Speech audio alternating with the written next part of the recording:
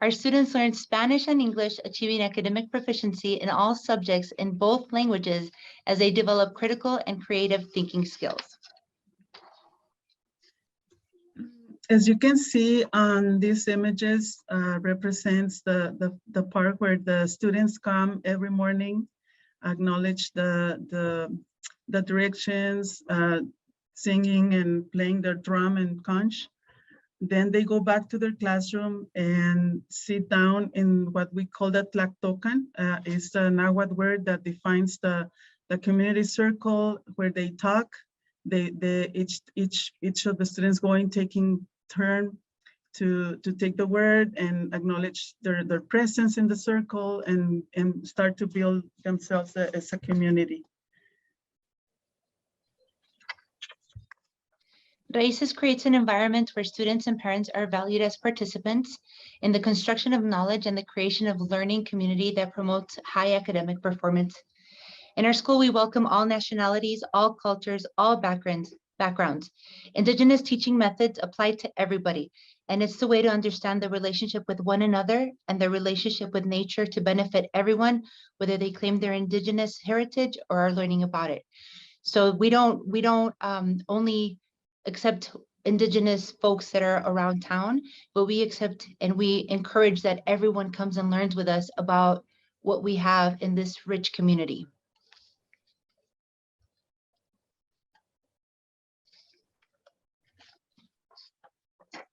Land-based learning. Land-based learning typically uses an indigenized and environmentally focused approach to education by first recognizing the deep physical, mental, and spiritual connection to the land that is a part of the indigenous cultures. Each land-based learning program is unique, and therefore some may use different titles or may not focus on indigenous knowledge at all. We focus on ancestral knowledge for planting and for our curriculum building. At the beginning of the year, our staff was encouraged to go to Lucero Canyon, where we learned about the canyon and how now it is a whole entirely different place than it was before. So this used to be, there used to be water here, but because the humans decided to divert it and to make Elephant Butte, our landscape has changed. The animals that lived here have changed.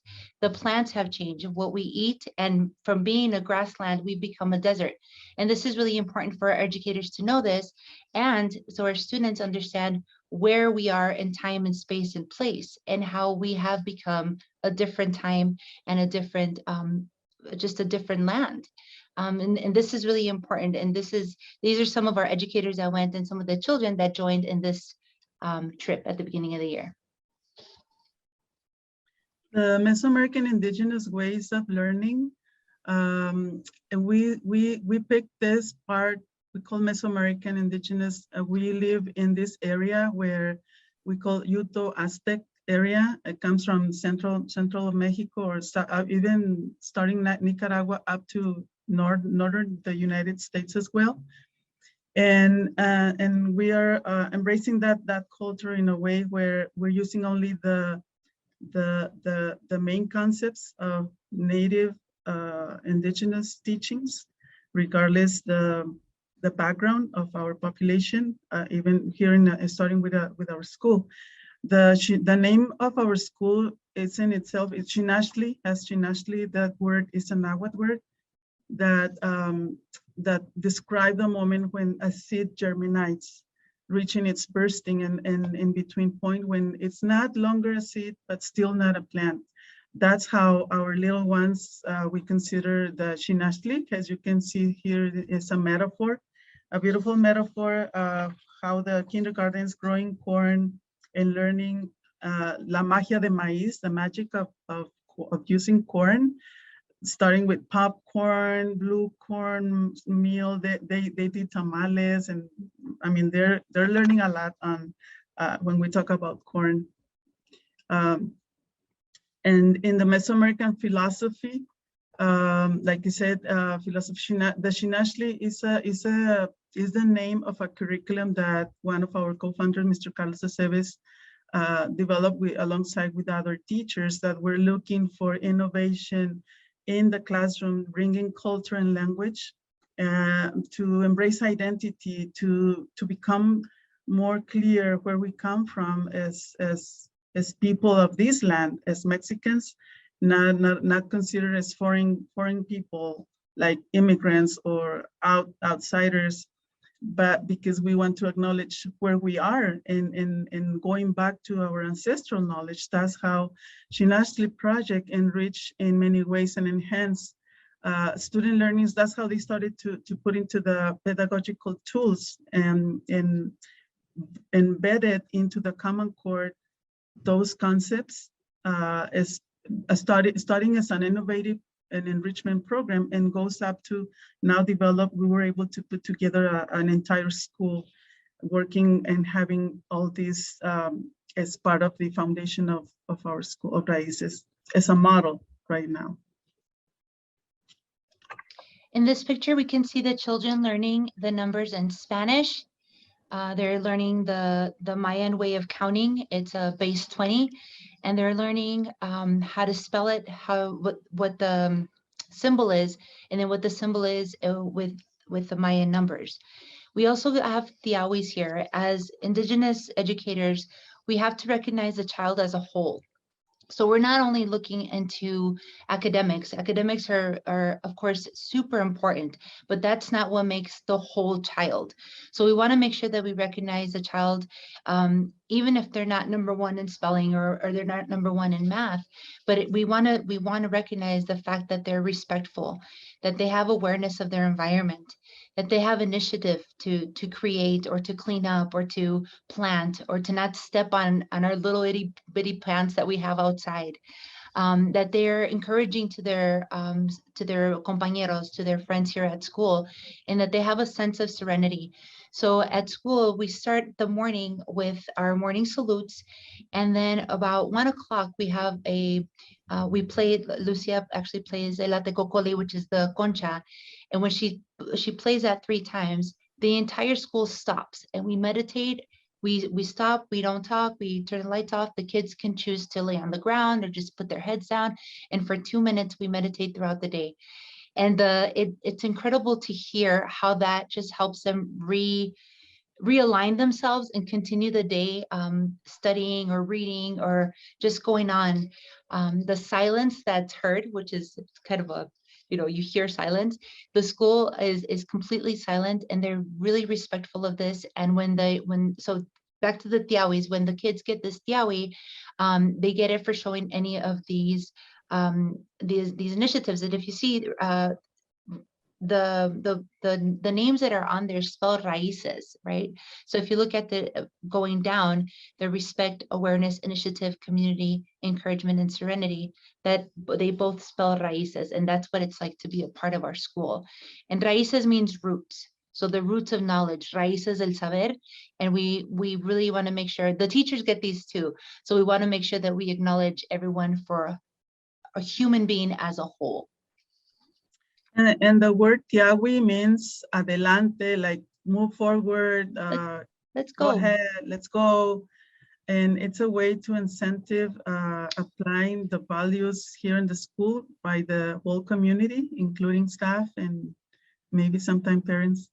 If somebody, let's say a student have initiative in something, and our janitor or someone who's looking at the whole, seeing a student doing something for another student, and they can provide immediately a tiawi. After 5, we call tiawis, after 5 of this, the student will come to the principal and get a prize and announce to all the school, and then this student get a pride, and go with the students and with their peers. This is a really nice way to support each other and to emulate instead of compete between them. And I have stacks of tiawis on my desk with the children's names, and they always want to come and show me what part of the group we are. We're a community. All right, we'll move on to research. Research shows that learning in an outdoor environment has mental health benefits, improves understanding for active learners, and can help students to develop environmental awareness and connection to the land.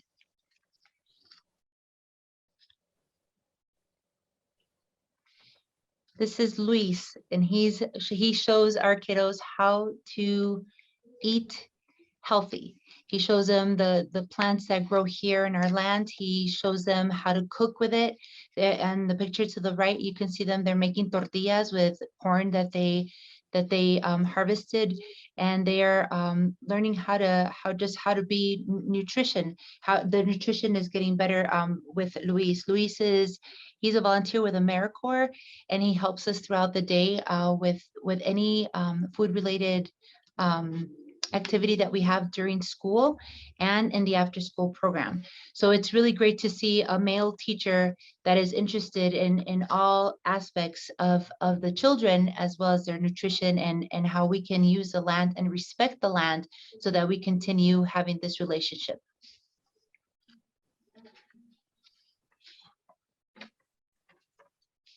Who comes together? Indigenous focus groups often bring together elders and youth so that elders can pass on their knowledge.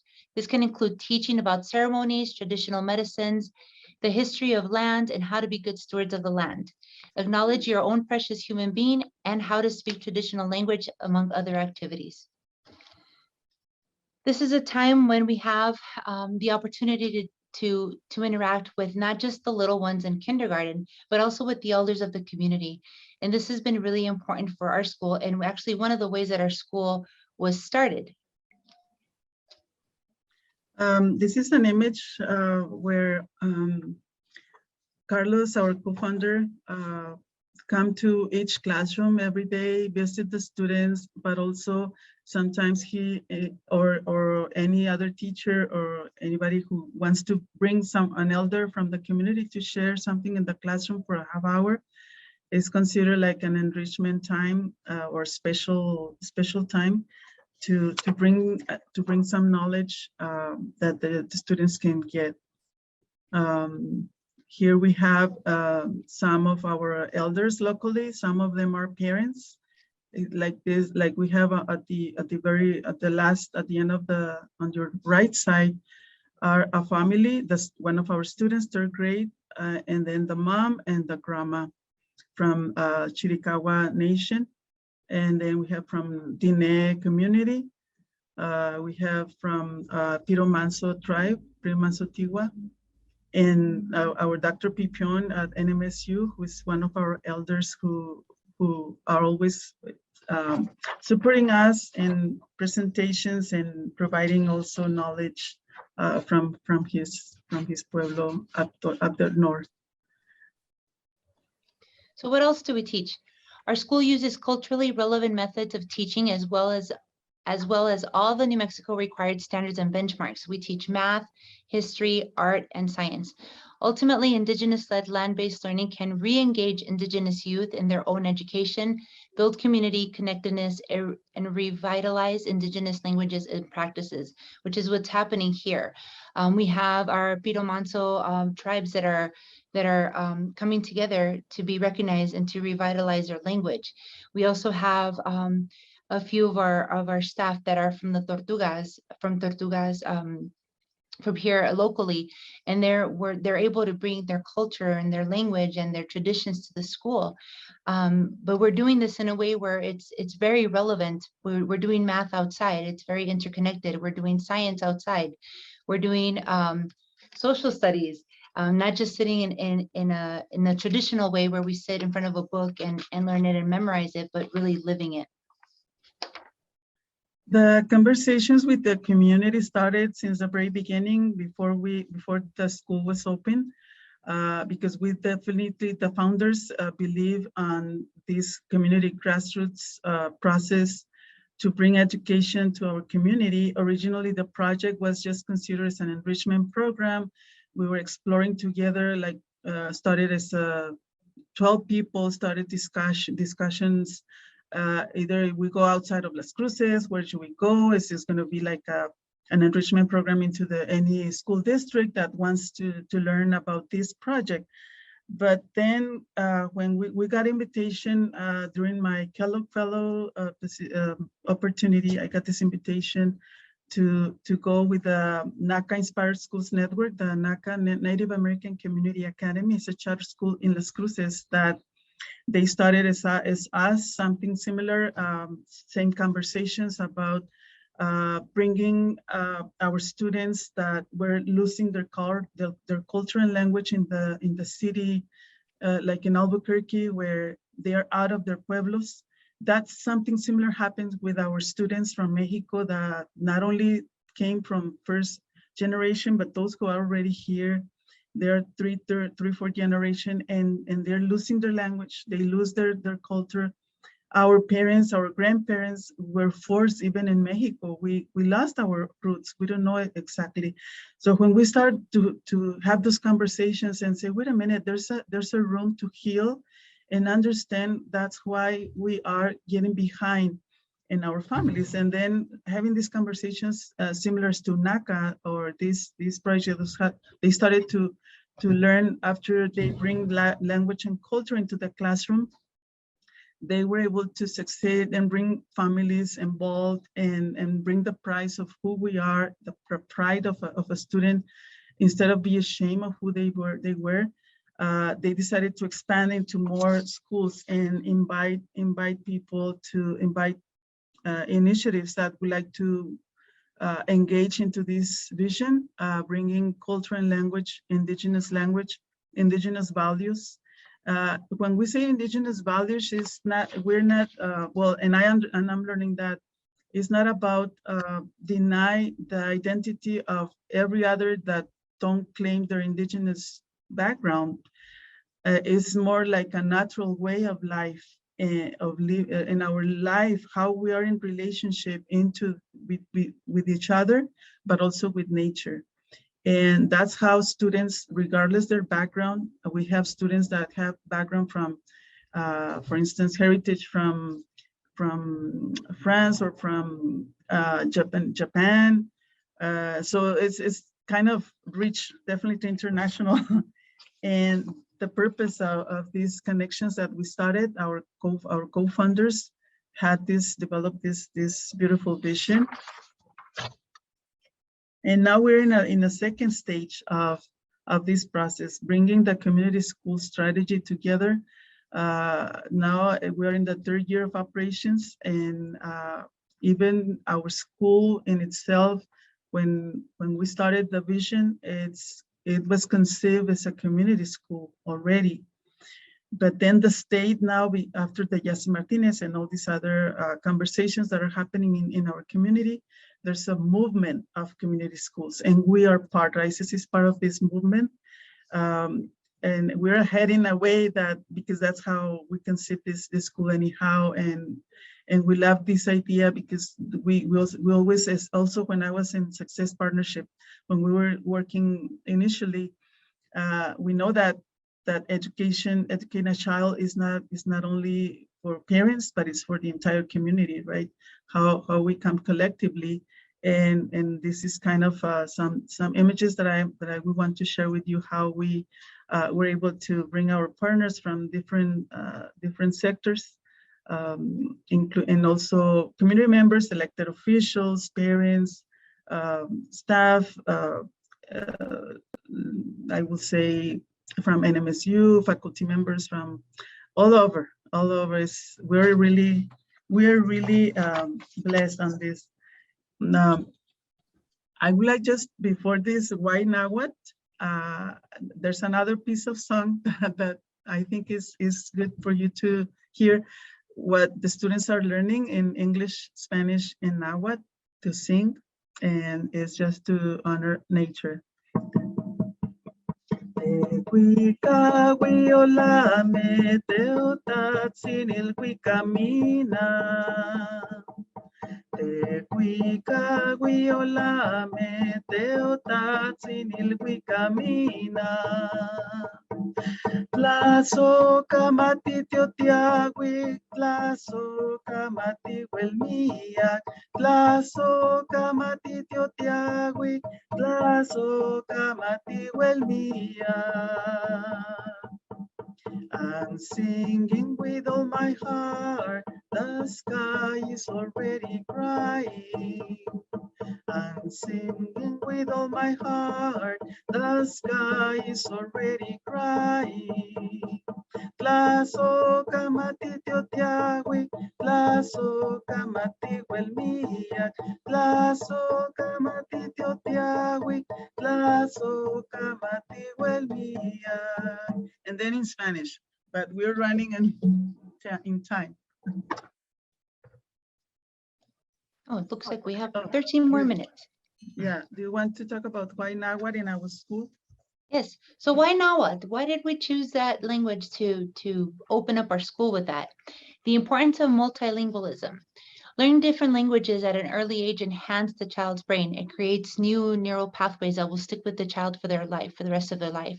And any native language is not to name things, but to describe an interaction with nature as us. So for instance, when we say Tlasukamati, it's not only to say thank you, but also to acknowledge the beauty in the other person. So that's it. That's why we chose Nahuatl. And the other part that I would like to add is because when we talk about Nahuatl, about another language, we said, well, why not?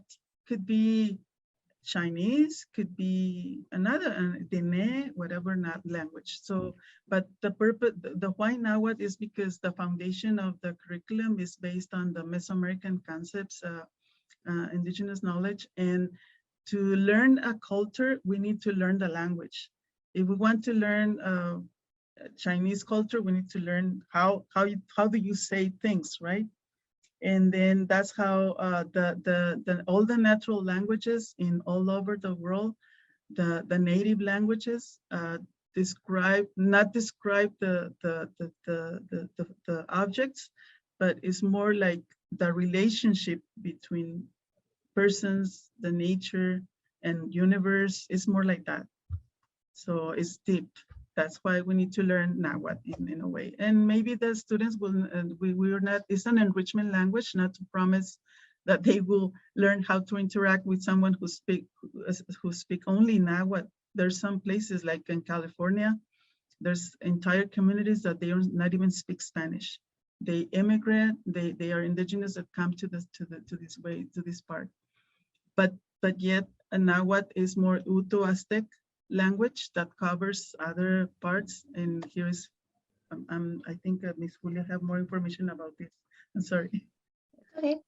So actually, Nahuatl variations are spoken in the United States. There are some tribes here in the Southwest that speak them.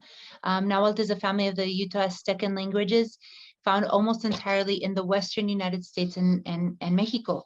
Nahuatl is currently spoken by about 1.7 million Nahuatl peoples, most of whom live mainly in central Mexico, as well as a small number who live in the United States. And like Ms. Lucia said, there is entire communities in California and some of the pueblos here who speak a variation of Nahuatl. So if our students were to speak to some of the pueblos here, they can communicate.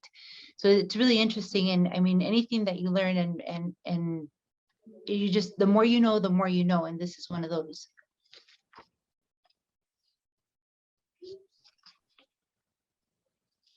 So this is the presentation. We are getting ready for the questions. Tlasukamati, it's thank you. Matete Raba and Raramuri, my language from my heritage. Gracias, thank you. Tlasukamati. Thank you so much. This was wonderful to hear from you both. We now have a good amount of time for questions. We are going to try to limit them to about 2 minutes for your questions and comments, but we would love to have a discussion with everybody. So if you either want to raise your hand or start talking, or you can also put your question in the chat if you'd prefer.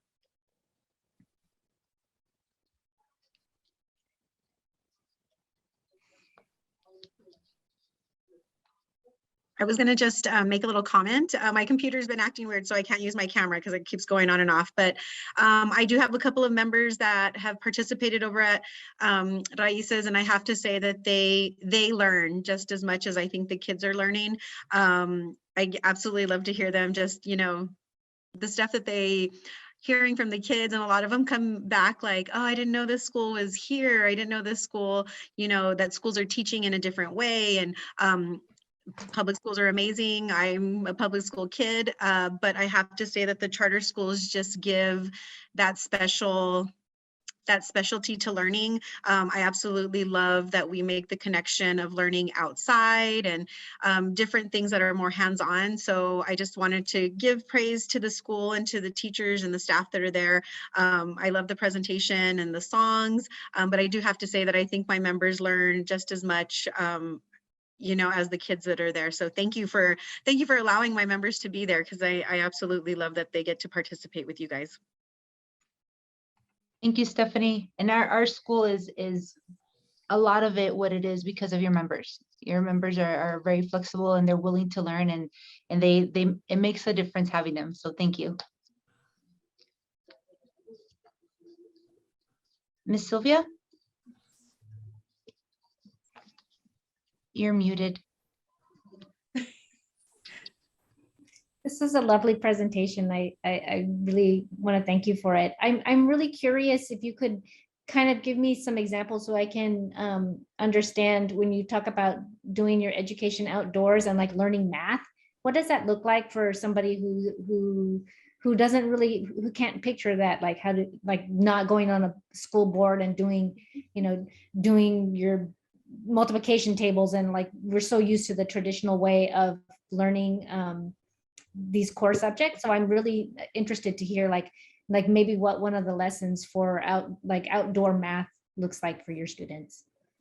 So it's quite interdisciplinary. Anytime the children are outside, they're counting. So if we have plants that if we have, what did they have? Corn, and they had radishes. They plant them in lines, so they can do multiplications while they're planting. And when they grow, they can do counting, and they can do counting by twos, and they can do counting by fives, and they can do, they do minus, right? So when the plant doesn't grow, they could do plus and minus problems with their fingers.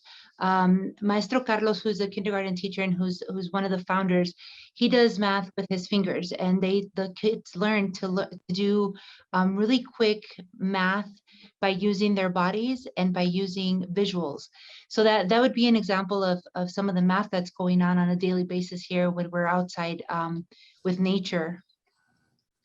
Regarding that part of math, just a side note, in Houston, Texas, at the university, they started an enrichment program for youth during the summertime that they call Nepohualtzintzin. Nepohualtzintzin is the abacus that the Aztecs used, where they can compute with up to thousands, hundred thousands, right? And this is something similar that the students are learning how to count with their fingers. They can count up to 100, and they know how to group. And after 5, they group here, and that's how they are able to use their fingers. And every time, because this is something unique for them, and they go to their house, and their peers, their siblings, they are not learning that part, and they, oh, this is what we do. Oh, wonderful. Oh, great. So their self-esteem comes because they're unique. They're different. They're doing amazing things. And if you give me a minute, I'll go get one so I could show it to you. So we start to fabricate our own Nepohualtzintzin with the little cuentitas. So it's something creative that they do. Lori, you have a question? Yeah, I do. I'm not sure if I should wait for Julia to come back or not. Oh, okay. Okay, we're just I see a lot of friends' faces, and I'm really lovely faces, Mr. Michael Milam. Thank you. Oh, yeah, mi hermano Ryan, how are you? That's wonderful. When you call about success, we've been in this from cradle to career discussions. There is an Nepohualtzintzin casero. Nepo in Nahuatl means the cuentas, the counts. Nepohualtzintzin is that the way how they made the counts. And the kids from kindergarten to 3rd grade all have one of these. Let me see. There we go. Can you do no? Yeah. I'll ask my 3rd grader to come in here and show you how to use it. Okay, no, you're not. I'm not there yet. But they do addition and subtraction with this, and they count super high numbers, more than I could have taught them in kindergarten or first grade when I was teaching, because it just helps their brain to grasp all that information and numbers. Do they wear it on their hand? Do they wear it on their wrist, or is it Yes, almost yes. like an abacus? Like an abacus. This one's like an abacus that they do. I put on the chat the name. You can Google Nepo Waltzinsin and you will find out all variety of information about it. This is third grade, and this is, And thank you. also there's another shot. There's another site, dignidad.org. It's a school in California in El Sereno, K-12, a baccalaureate charter school, indigenous using Nahuatl, all these concepts. And they're our sister school, but this is a bigger sister.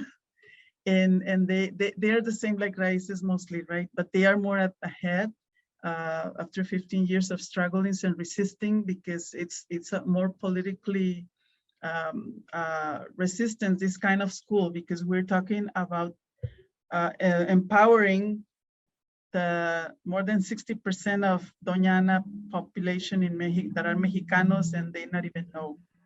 When we started this conversation in the communities with parents, some of parents were asking, so what indigenous people are you gonna teach? And I said, well, look at all of us, we don't know that we're indigenous, that our background is indigenous, but we grew up without knowing that, or even feeling ashamed, feel shameful of that fact.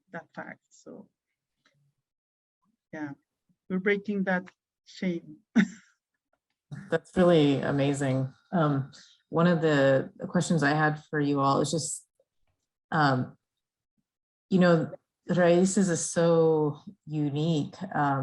It's a different way of thinking about, it's a different way of being in education. You know, it really flies in the face of a traditional education system. And I'm in such a beautiful way. And I'm just curious about, you know, really this is for both of you.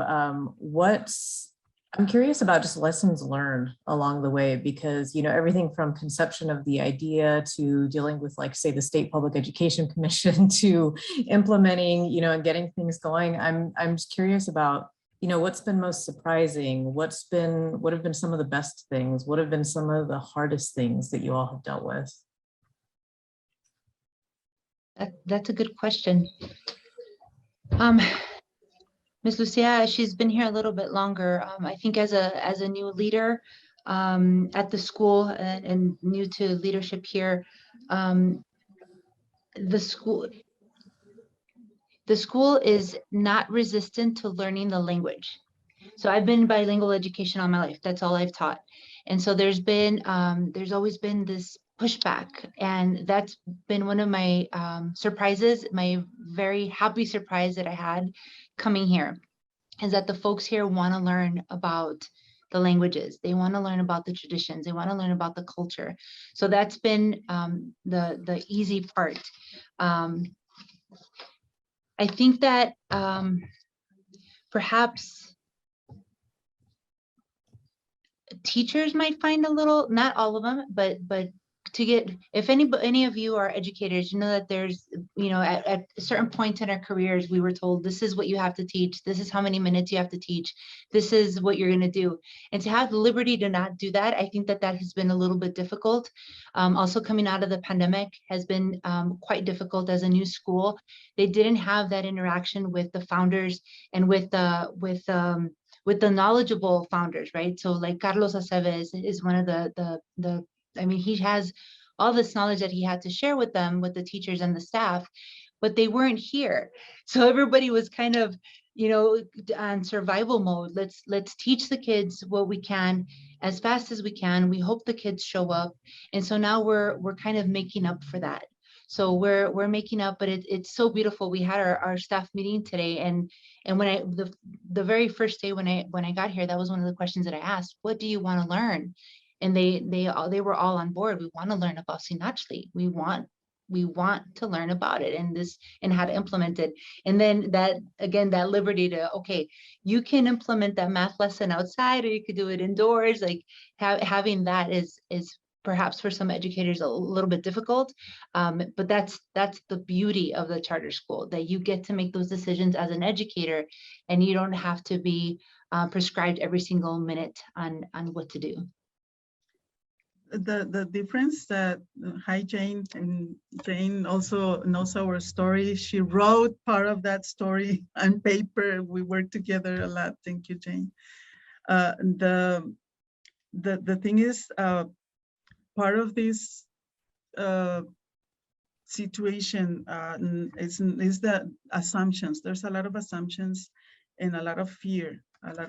Like, okay, let's go even the traditional way. When I have conversations with staff from the school district, with the LCPS, with partners like Lozano, Dr. Lozano, and I mean, we've been in this process all the time, like more than 15 years in this discussion, understanding the pain in the communities about not feeling welcome, or about blaming each other, right? That's how Success Partnership started, to develop this opportunity of bring us together face to face, and start to realize that we are isolated each other, and we thought that we have the truth. We are the meros. No, I know I have the prescription has to happen for education. No. It's about all of us, right? So now I think that's why the Raíces del Saber, one of the objectives is to become a model, not to create our own paradise or like Iceland, beautiful island there with the Mexica people. No. Is something that just a stage where, I mean, a first step for the families and students during the elementary moment, where that child is living is creating their main foundation for the future. And there's a lot of believers that we have in that way, but still don't know where to start, and not even realize that ethnic studies can apply at the kindergarten level, or even pre-K, or even, I mean, or go back, right? The early childhood development starts with the mother. So if the mother is not well, really clear on that knowledge, then that's how everything starts. We are colonized since the womb, and because the mother are colonized as well. So we're repeating that cycle.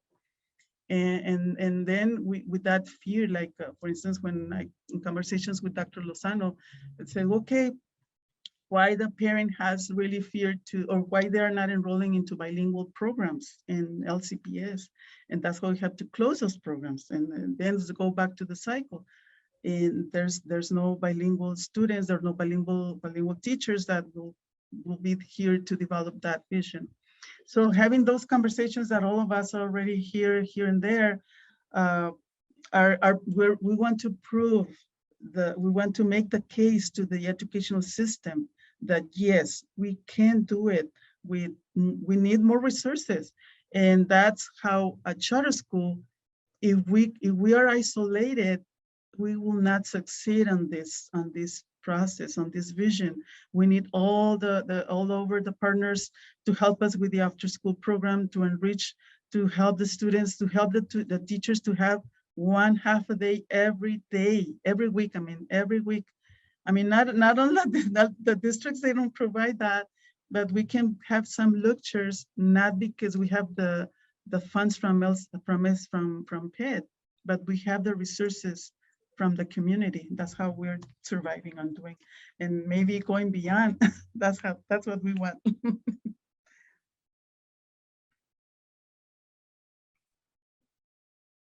Thank you for that. I keep thinking, like, I just want to sit at y'all's feet and just, have you talk about the whole story of, what it's been like. Y'all should write a book, which is, I think there's a lot the community can learn from, how Raíces is approaching education in this much more holistic manner, and really encouraging us to think about,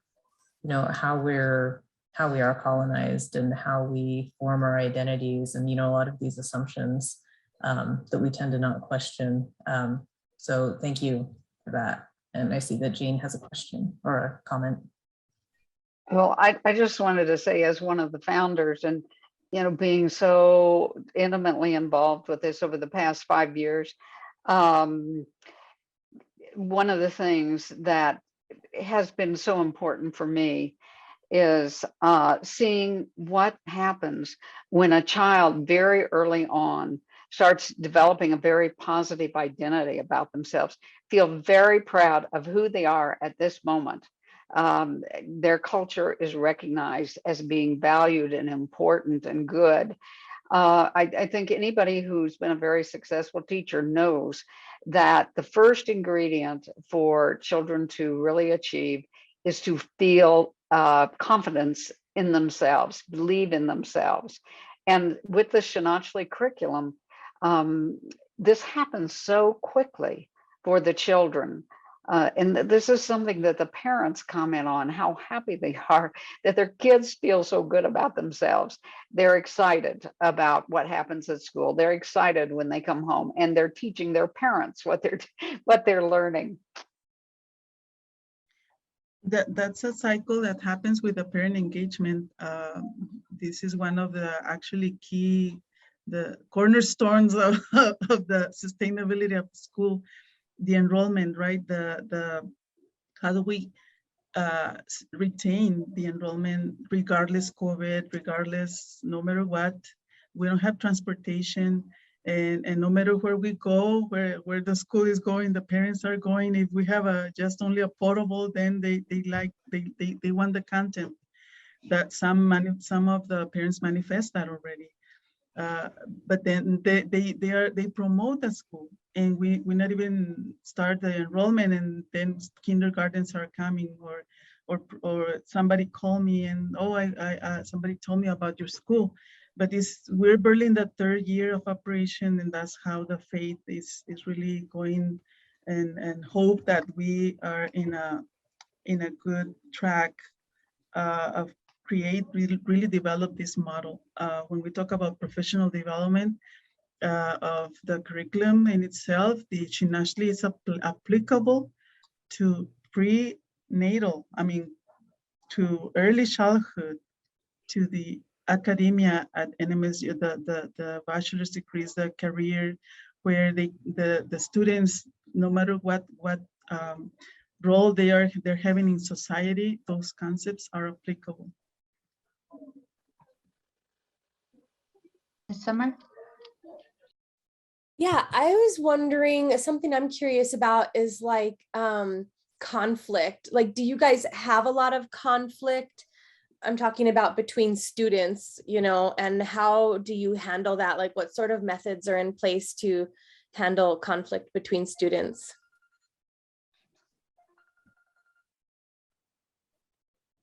Lucia, you want to talk about the Tlatocan? Well, actually that practice, we have a practice that applies also to the adults, to staff, parents, or board members, whatever community we have.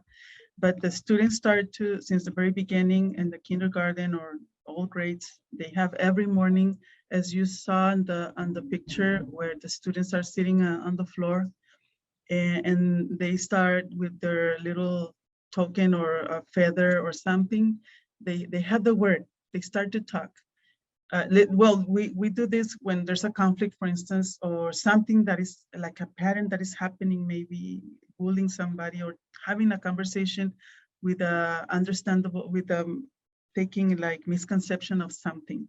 If we're talking, for instance, it happens already. We were talking about the Black American something in history, right? Black history. And some students are African American, and start to talk about that, colors of the skin color, and then they started to say things that may be inappropriate, and start to wondering why that was happening, right? Instead of going and escalating to something bullying or feeling differences, that's how the Tlactocan was able to address. When they have these conversations, each one by one is having, let's say the teacher bring a topic, and then the students start to talk about whatever is feeling, right? Always is related to their feelings, to their thoughts, and how they express to another. Those are so important. And then so it's also the image of nature, how we reflect nature in ourselves, right? And that's how, and also through the storytelling, when the teachers are reading a story about what is the moraleja, what is the learning about this story, and if it's about bullying, if it's about mother, if it's about not having a mother. We have discussions about LGBTQ parents that they have that connotation about if this is something wrong, if I'm different, if I don't have a father, I have two mothers, I have to something. Oh, so those are sensitive situations that not in a traditional school will be discussed. But then when the students start to learn having those conversations, using this model of allowed, it's more important to hear. When the student learn to hear and then put themselves in the situation of the other, that is really creates a growing, I mean, it's amazing how the students start. We don't have to not even interact. One thing that Carlos always said, that Tlactocan in itself, or the circle, it takes like 3 times going around and going around, and that is the circle of the emotions. That is another activity that includes as well. I will talk about that. But then when they going around having a conversation, if I have something to say, but I have to contain myself because it's not my turn. I have to wait until everybody speaks, right? But then when if I'm anxious to have a response to something, but then while everybody start talking, the response coming in itself suddenly, because somebody else responds to my question and I don't have to continue in the discussion. The other is the circle of the emotions, from 1 to 4. The student identify from 1 to 4 in the morning where they are at in the morning. If 1 is less like sad, and then 5 is really happy or excited, right? And then the student will say, well, if they want to share, they're welcome to share. Oh, I'm 4 now because my dad is going to go far for 2 weeks. Or no, I'm really at 1 because my little kitty was died, or something like that, no? So they started to talk about emotions in that way. And then because they're in the circle, then start to exchange or help if the students start to cry, or if the students have something really emotional. And then Summer, if that can't be resolved amongst themselves or with the teacher, with the help of other adults, then we bring the families in and we talk to them and we tell them what's going on, and we try to solve it that way. So, but that's after, you know, a lot of conversations with the babies and the teachers, and they come and see Miss Lucia, and they come and see myself, and they come and see Miss Elva, and so we really have a lot of adults that they can communicate with. That's fantastic.